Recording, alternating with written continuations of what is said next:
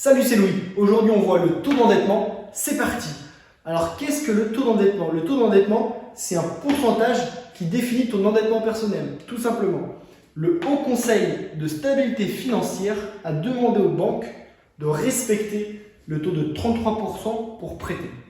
Imaginons une personne qui a un salaire de 2000 euros.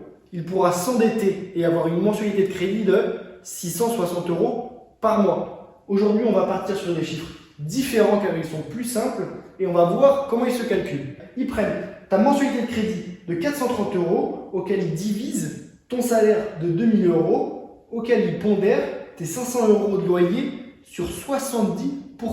Pourquoi? Parce que eux, ils ne prennent pas l'intégralité parce qu'ils estiment que 30% de ton loyer servira à payer la fiscalité, tes charges de copro et toutes tes charges annexes. Donc ils ne prennent pas 500 euros mais 70%. Donc 350 euros. Quand on additionne ton salaire plus tes 350 euros de loyer, ça nous fait 2350 euros. Si on fait le calcul de ta mensualité divisé par tes revenus, qu'on fait x 100 forcément pour exprimer un pourcentage, on arrive à 18,29%. Tu vois bien que 18,29%, on est assez proche des 33%. Donc on ne pourra pas enchaîner parce que si on rachète le même type de bien, on sera au-dessus des 33% d'endettement. Donc tu vois bien que cette méthode-là n'est pas la plus favorable pour nous. La deuxième méthode, ils prennent la mensualité de crédit auquel ils soustraient ton loyer qui est toujours pondéré des 70%.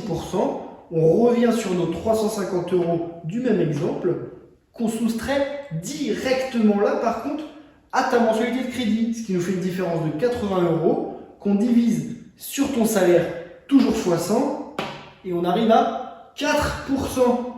Et là 4% comparé ici, c'est le jour et la nuit.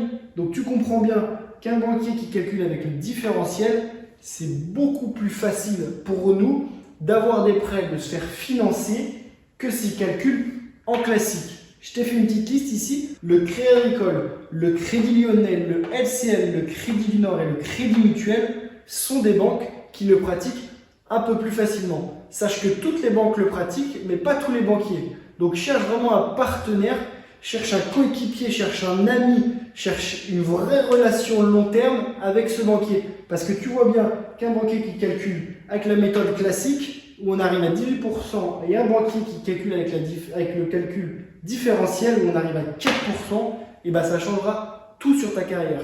J'espère que tu as aimé les vidéos. C'était Louis, c'était un plaisir. Abonne-toi et à la prochaine.